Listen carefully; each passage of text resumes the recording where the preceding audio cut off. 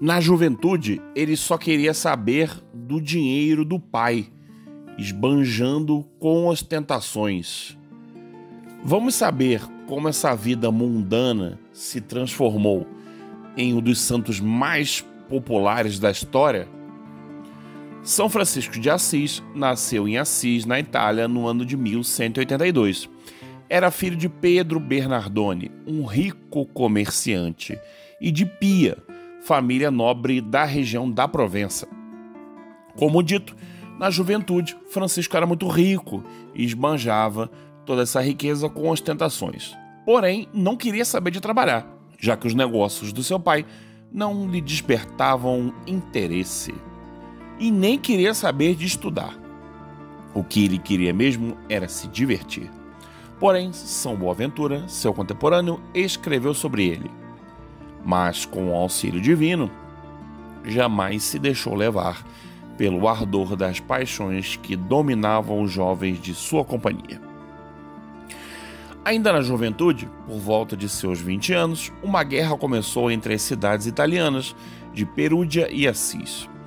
Ele queria combater em Spoleto, entre Assis e Roma, mas caiu muito doente. Durante a doença, Francisco ouviu uma voz sobrenatural que lhe pedia para servir ao amor e ao servo. Pouco a pouco, com muita oração, Francisco sentiu seu coração em necessidade de vender seus bens e comprar a pérola preciosa sobre a qual ele lera no Evangelho. Certa vez, ao encontrar um leproso, apesar da repulsa natural, venceu sua vontade e beijou o doente. Um gesto movido pelo Espírito Santo, e a partir desse momento ele passou a fazer visitas e a servir aos doentes que se encontravam nos hospitais. Aos pobres, presenteava com suas próprias roupas e também com o dinheiro que tivesse no momento. Já num dia simples, mas muito especial, no momento em que Francisco rezava sozinha na igreja de São Damião, em Assis, ele sentiu que o crucifixo falava com ele, repetindo por 3 vezes a frase que ficou famosa: Francisco, repara minha casa, pois olhas que está em ruínas. O santo vendeu tudo que tinha e levou o dinheiro ao padre da igreja de São Damião, pedindo-lhe permissão para viver com ele. Nessa época, tinha apenas 25 anos. Pedro Bernardone, ao saber o que seu filho tinha feito, foi buscá-lo indignado, levando-o para casa, batendo nele e acorrentando pelos pés. A mãe, porém, o libertou na ausência do marido e o jovem retornou a São Damião. Mas seu pai foi de novo buscá-lo. Mandou que ele voltasse para casa ou que renunciasse à sua herança. Francisco então renunciou a toda a riqueza a qual tinha direito e disse: as roupas que levo pertencem também a meu pai, tenho que devolvê-las. Em seguida se desnudou e entregou suas roupas a seu progenitor, dizendo-lhe: até agora tu tens sido meu pai na terra, mas agora poderei dizer: Pai nosso que estás no céu. Para reparar a igreja de São Damião, Francisco pedia esmolas em Assis. Terminado esse trabalho, começou a reformar a igreja de São Pedro. Depois, ele retirou-se para morar numa capela com o nome de Porciúncula. Ela fazia parte da abadia de Monte Subásio, cuidada pelos beneditinos. Ali, o céu lhe mostrou o que realmente esperava dele. O trecho do Evangelho da Missa naquele dia dizia: ide a pregar, dizendo: o reino de Deus tinha chegado. Dai gratuitamente o que haveis recebido, gratuitamente. Não possuas ouro, nem 2 túnicas, nem sandálias. A estas palavras, Francisco tirou suas sandálias, seu cinturão e ficou somente com a túnica. Deus lhe concedeu o dom da profecia e dos milagres. Quando Francisco pedia esmolas com o fim de restaurar a igreja de São Damião, ele dizia: Um dia haverá ali um convento de religiosas, em cujo nome se glorificará o Senhor e a Igreja.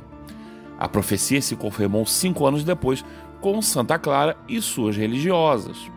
Ao curar com um beijo o câncer que havia desfigurado o rosto de um homem, São Boaventura comentou para São Francisco de Assis: não se há que admirar mais que o beijo do que o milagre. Francisco começou a anunciar a verdade no ardor do Espírito de Cristo, convidando outros a se associarem a ele na busca da perfeita santidade, insistindo para que levassem uma vida de penitência. Alguns começaram a praticar a penitência e em seguida se associaram a ele, partilhando da mesma vida. O humilde São Francisco de Assis decidiu que eles se chamariam frades menores. Surgiram assim os 12 primeiros discípulos que, segundo registraram alguns documentos, foram homens de tão grande santidade que, desde os apóstolos até hoje, não viu o mundo homens tão maravilhosos e santos.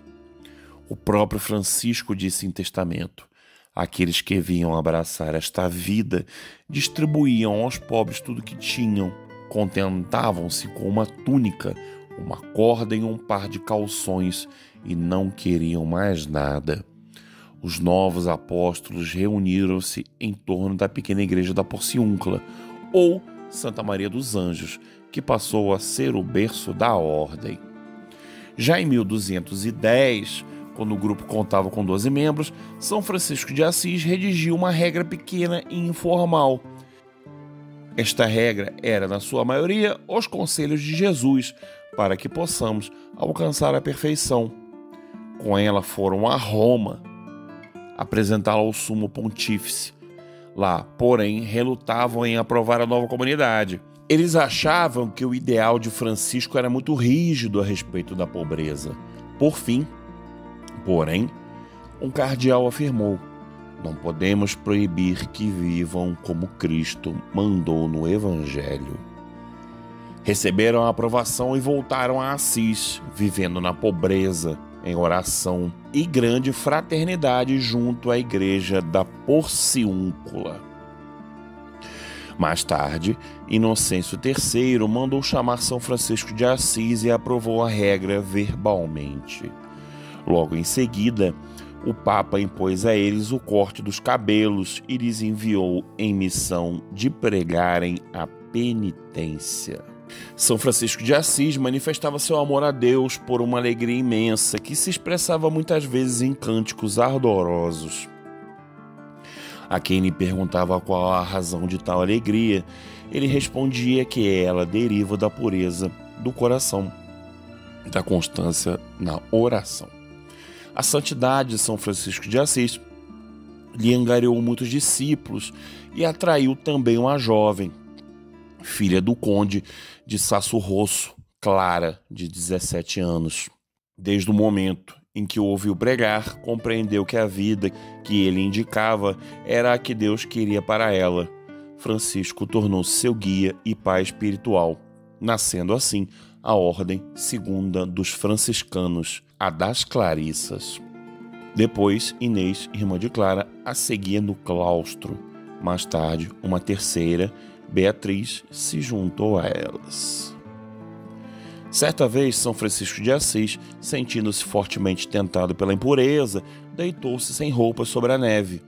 Outra vez, num momento de tentação ainda mais violenta, ele rolou sobre espinhos para não pecar e vencer suas inclinações carnais. Sua humildade não consistia simplesmente no desprezo sentimental de si mesmo, mas na convicção de que, ante os olhos de Deus, o homem vale pelo que é e não mais.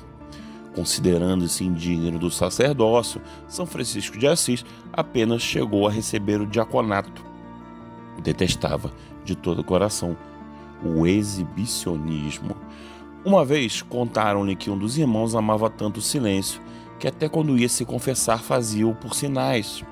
São Francisco respondeu desgostoso: isso não procede do Espírito Santo de Deus, mas sim do demônio. É uma tentação e não um ato de virtude. Francisco tinha o dom da sabedoria.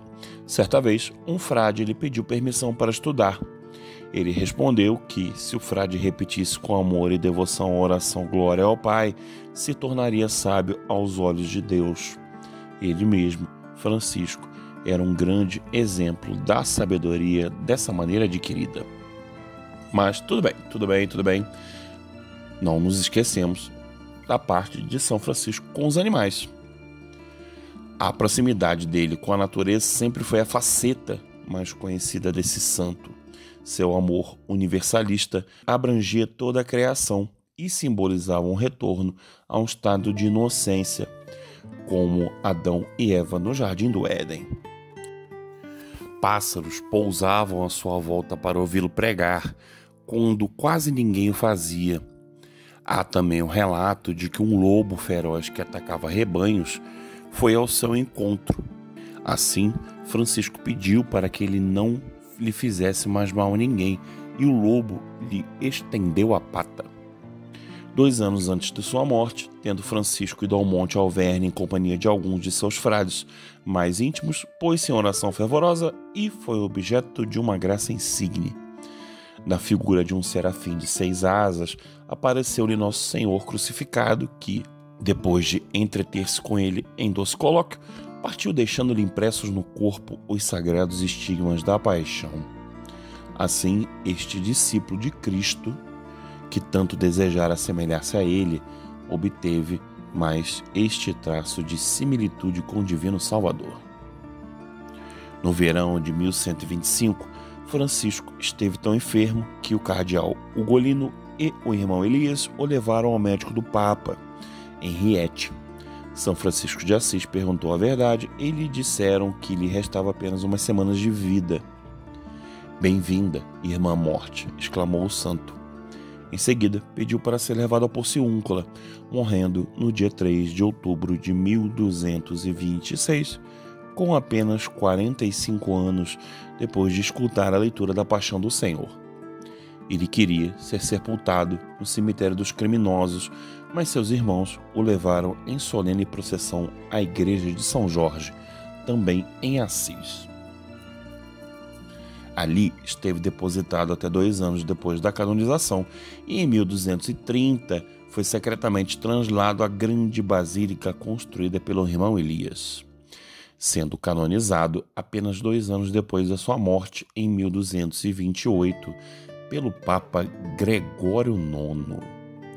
Sua festa é celebrada em 4 de outubro.